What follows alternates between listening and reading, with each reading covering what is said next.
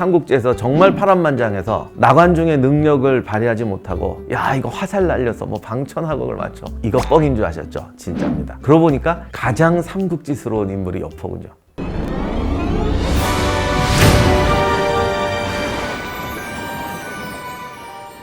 이놈들이 약탈이 심하고 원소가 싫어했다. 그래서 자객이 덮치는데 벌써 눈치채고 튑니다. 이제 어디로 갈까?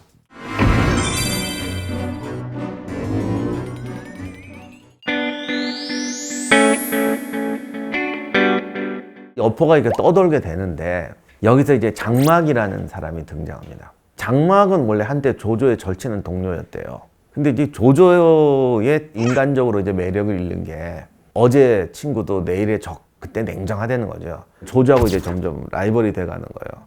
그때 이제 부하 중에 진궁이라는 삼국지 연의에도 등장하지만 나중에 여포의 모사가 되는 진궁이 여포를 끌어들이자고 그래요. 그래서 여포를 끌어들여서 연주 복양을 점령하게 되고 이때부터 조조와 거의 100일을 대치하며 싸우게 됩니다. 그때 여포가 좀 맹활약을 해요. 비록 비지만. 그래서 하여간 조조한테 싸우다가 깨지니까 그 다음에 서주에 있는 유비에게 달아납니다. 여기서 스토리는 삼국지 연의하고 거의 같아요. 근데 디테일, 뭐 말을 어떻게 했다던가 그런 것만 좀 바쁜데 저희가 그것도 하면 이거 뻥이에요 뻥이에요 그랬잖아요. 이건 뻥 아니에요 뻥 아니에요 이렇게 돼야 돼요. 그래서 이제 뻥 같은 이야기. 유비가 원술하고 싸움이 붙잖아.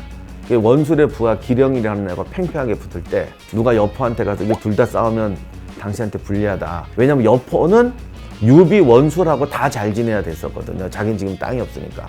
그래서 둘 다 와. 그래서 그 유명한 화극. 요게 이제 방천 화극이 아니고 그냥 화극. 아마 모 같은 무기였거든. 꽂아놓고 내가 저거 맞춘다.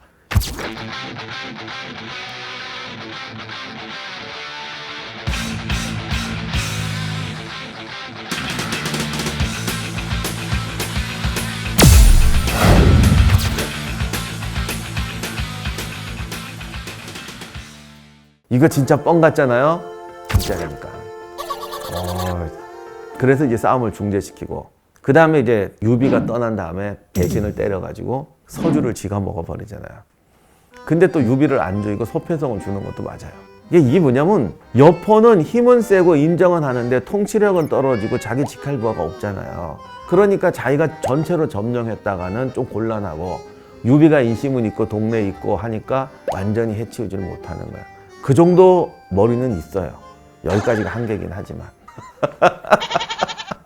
여포가 지금까지 걸어온 길을 보면은 통치를 못 하잖아요. 꽤 센 군대를 거느리고 있음에도. 그러니까 이제 깨달은 거지. 나도 통치를 좀 해야겠다. 약탈을 한다고 되는 게 아니구나. 근데 가만히 보시면 북쪽에는 원소고 서쪽에는 조조예요. 남쪽에는 원술과 오나라가 있고. 그럼 자기가 비빌 수 있는 게 서주 일대 여기라고. 어떻게든 여기서 세력을 장악해야 되거든. 그러니까 거기 있는 문관들이 자기 편이 돼줘야 되는 거예요. 그러니까 진규, 진등 같은 명사고 똑똑한 애가 자기 밑에서 참모가 돼주니까 얘 말을 안 들을 수가 없는 거지.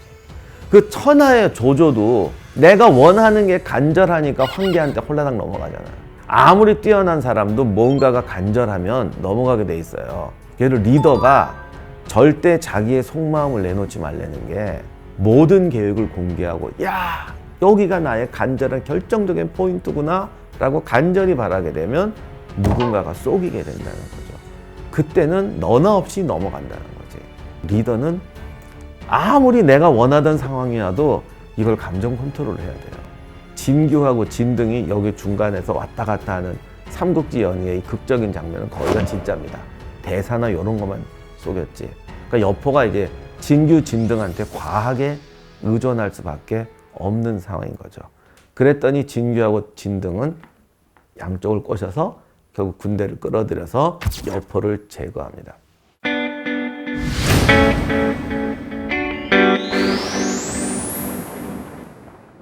조조 같은 대군하고 붙을 때 연대 사단급은 깨는데 군단 전체 전쟁을 할 때는 잘 안 되는 거죠. 이게 여포의 치명적 약점이에요. 어쨌든 사단급 지휘를 할 수 있다면은 전선을 누비고 다닐 수가 있습니다. 그러면 몇 개 사단도 깨트릴 수가 있다는 얘기거든요.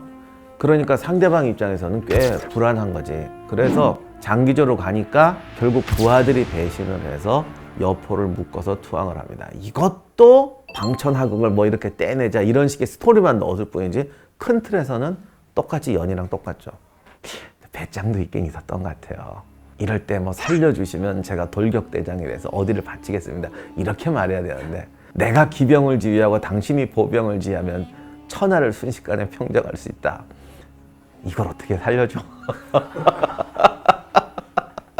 근데 이 말에 여포의 능력치, 그러니까 정확히 표현이 되는데 조조도 원래 기병으로 유명했잖아요. 그런데 기병이라고 해서 다 똑같은 기병이 아니고 중국 사람들이 정말 그 북방민족, 그러니까 뭐 예를 들면 몽고 기병이라든가 유목민족 기병 무서워하는 거는 상상 초월이에요. 이거는 좀 옛날 얘기긴 하지만 한나라가 처음에 흉노 정벌 할 때 고관을 호위할 정도의 기병 무사들 100명이 그 유목기병 셋을 만났어요.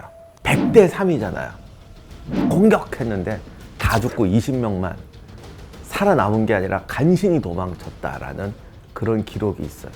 그 정도로 내륙에 사는 애랑 북쪽에 사는 애랑 기병 실력은 차이가 많이 나는데, 그러니까 천고마비도 그거잖아요. 하늘이 높고 말이 살쪘으니 곧 쳐들어오겠구나. 그래도 조조는 고민을 했겠죠. 왜냐면 아직 원소도 남았고 얘를 써야 돼 말아야 돼. 그때 유비가 옆에서 탁 한마디 하죠. 근데 보통 사람 같으면 제가 지 아버지 둘 다 죽인 애야 이렇게 말할 텐데, 근데 유비도 참 재밌게 말해. 정원과 동탁을 다 섬겼던 걸 잊지 않았느냐. 그 말이 뭐야? 둘 다 죽였다는 거지.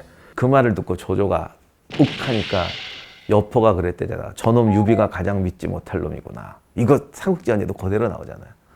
조금 바꿨지. 저 키 큰 놈이 이렇게 되죠. 이 말도 여포의 성격을 참 들여다주는 건데, 스토리 보면 유비는 너를 전혀 믿을 상대가 아니야. 이거 진심일 거란 말이죠. 자기가 배신 때려서 쫓아내고 그리고는 죽이거나 하지 않고 작은 은덕을 베풀었어요. 이거 가만히 생각해 보세요. 저 사람이 나한테 고마워한다고 생각하겠어요? 저놈이 가장 믿지 못할 놈이구나는 지가 할 소리가 아니지. 자기가 저지른 걸 봐야지. 근데 이걸 제가 도덕적으로 비난하는 게 아니라 여포의 성격이 이렇다는 거예요. 쉽게 말하면 상대방의 입장을 전혀 이해를 못한다는 거야.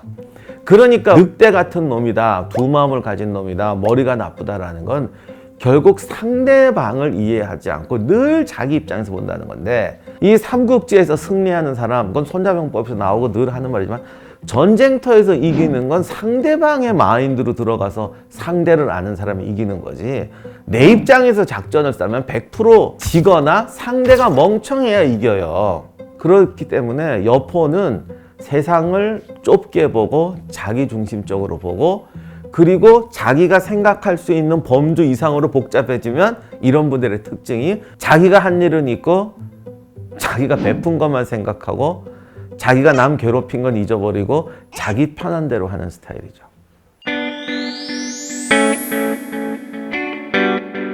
주먹으로 천하를 제패하는 사람은 길어야 몇 년 하겠어요. 제 아무리 오래 해야 얼마나 오래 해. 그러니까 그냥 당대의 최고급 정도면 될 것 같아요. 근데 여포가 하우던 부대도 깨트리고 막 이러는 거 보면은 이 기병 끌고 어느 정도의 병력에서 싸우는 능력 자체는 대단한 것 같아요. 다만 이것이 기병대장으로는 최상급인데 군대가 커지면 감당이 좀 안 되는 것 같아요. 그래서 정사에 뭐라고 되어 있냐면 여포는 날래고 용감했지만 계책이 없다. 그 다음에 의심과 질투가 많아서 부하를 통제하지 못했다. 여포는 그럴 수밖에 없는 사정이 아까 말한 사정이죠. 저 북방에서 내려온 기병대를 끌고 와서 장안에서 병주 군대도 잃어버리고 양주 군대도 잃어버리고 소수의 자기 팀만 데리고 탈출해서 지금 늑대처럼 떠돌고 있어요. 어딜 가든지 그 동네 사람하고 인맥이 없잖아요. 그래서 자기는 싸움을 잘해서 공적을 세워서 뭐 좀 인정을 받으려고 그랬는데 항상 사냥 때는 사냥이 끝나면 가장 위험한 놈이 된단 말이죠. 이 사람들이 봐도 쟤는 우리 고향애도 아니고 아무 인연 없고 이미 주인을 2번이나 해치운 전력은 있고 쟤를 써 말어, 누구나 고민하는 것도 당연한 거지. 그러니까 여포는 의심이 많고 질투가 많아서 늘 긴장할 수밖에 없고, 그래서 이제 많은 사람들이 저거 바보였네 그러는데 그게 아니고 우리 중에도 여포보다 똑똑할 사람 몇 명 되겠어요. 어쨌든 결론은 문무 중에서 무만 강했던 스타일인 건 맞죠. 그래서 여포는 사단장의 능력으로는 탁월했고 요즘식으로 하면 기갑부대 지휘관으로는 탁월했지만은 그 탁월했기 때문에 키울 수도 없어요. 삼국지는 어느 정도 능력 이상이 되면 죽어라고 스카웃이잖아요. 여포는 스카웃에서 배제되잖아요. 이 정도 S급 인물 중에서 스카웃에서 배제되는 건 이 아저씨뿐이거든요.